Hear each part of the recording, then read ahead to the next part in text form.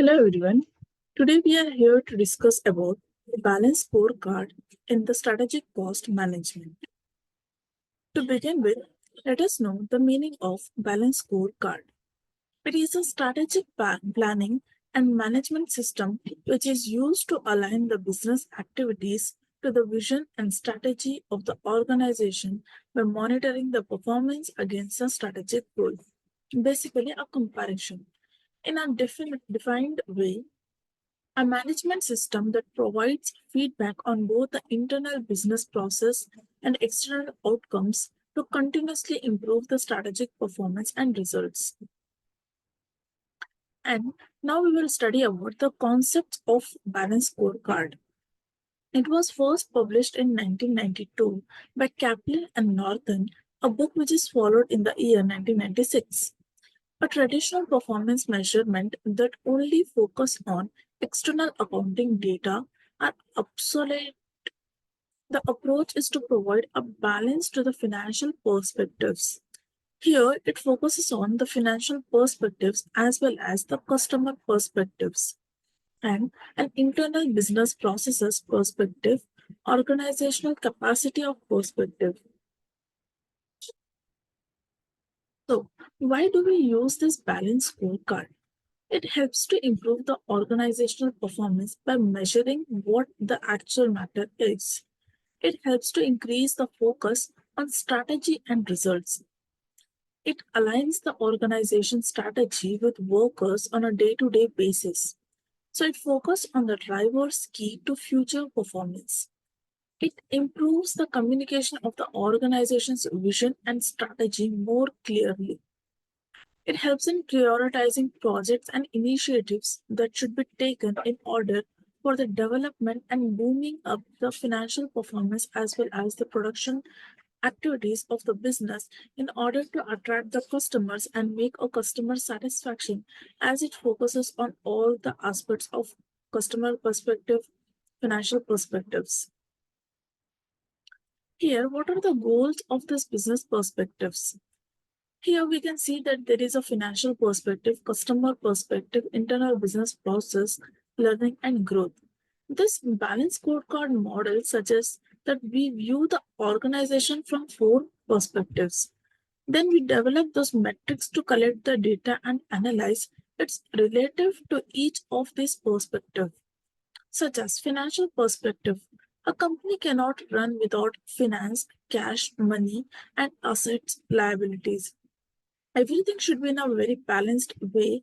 The inflow and outflow of the cash and materials, finished products, transportation, and all other costs which will incur in the business activity, it should be taken care very carefully so that there will be no loss of the finance and we have to utilize the finance very appropriately. Then explore these customer perspectives.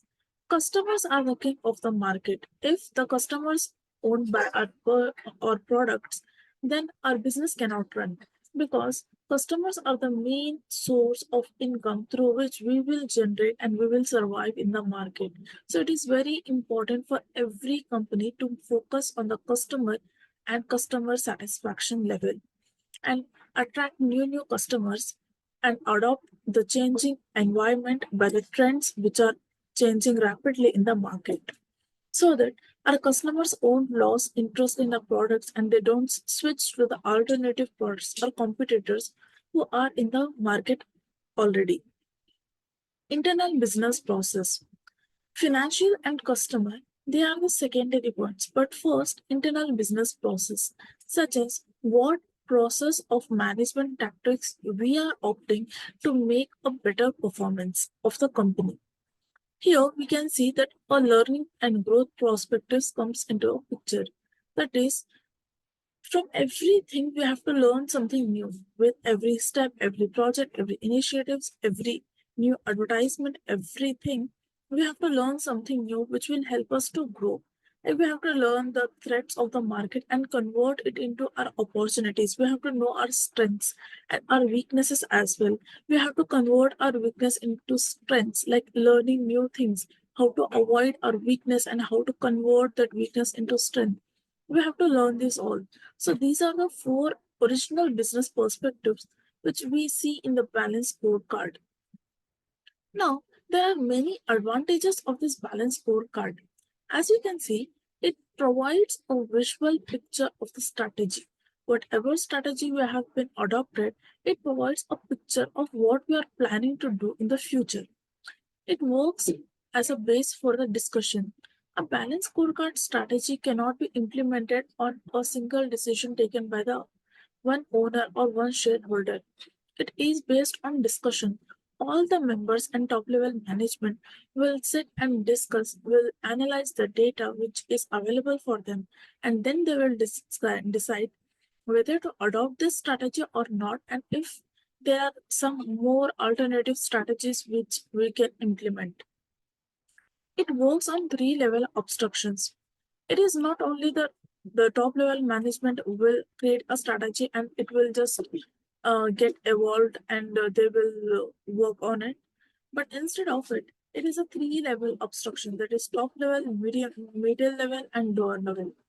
That is another nothing but strategic level, tactics level, and operational level. The top level management will develop a strategy. Middle level management, they will distribute the work among the departments, and operational level management, they will make sure that every task is done on a daily basis.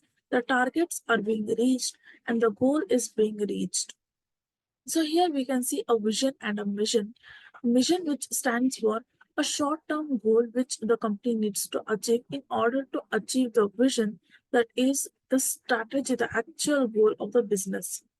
Strategic priorities are themes. That is, in the balance scorecard, they have to prioritize what strategy they have adopted. And goals. Goals means quantified by the indicators. Like a small steps towards achieving a big target. And action level, small initiatives and action plans which we take in order to achieve our goals, which will help us to achieve the mission and as well as the vision of the company. So here it also helps to support the business context by its design, and it's easier to data collection. Like by using the balance scorecard, we can easily collect the data. The next one is cascading and alignment in explain and easier strategy reporting. We have two things in our hand, that is the actual performance and the standard strategic performance which we had already developed. So it is very easy to analyze and make a report and submit that report so we can take further actions for the improvement of those strategies. Dream work is well accepted here, and it is very easier to get trained in the concept. The software automation makes things very easier, which is used in the balance scorecard. So these were the few balance scorecard advantages which makes it a more positive strategy of implementation in every business. But where we see advantages, we also have disadvantages. Where we see prawns, there are cons also.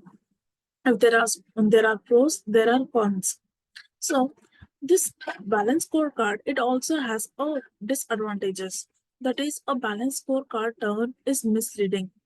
It is only focusing on certain things and it avoids many things which can create uncertainties in the future. So there is no focus on external factors and competitors while only analyzing about the internal process of the business. And there is a lack of risk analysis. While calculating, we don't calculate what type of risk and how much risk we are taking in the business. And there is no time dimension. We don't know how much time it will take. The choice of the indicator is not validated. And you need the directional bottom up cost and effective logic. The consultants won't do the balance scorecard for you. So you have to do it for yourself. Strategy map, the KPIs are hard to maintain. That is the knowledge process and integration. And it won't work without a cultural shift. You have to balance everything to make a balanced scorecard work in the strategy of your business. So these were a few disadvantages, and we have learned about the balanced scorecard. Thank you so much for being here, and I hope you have learned something new.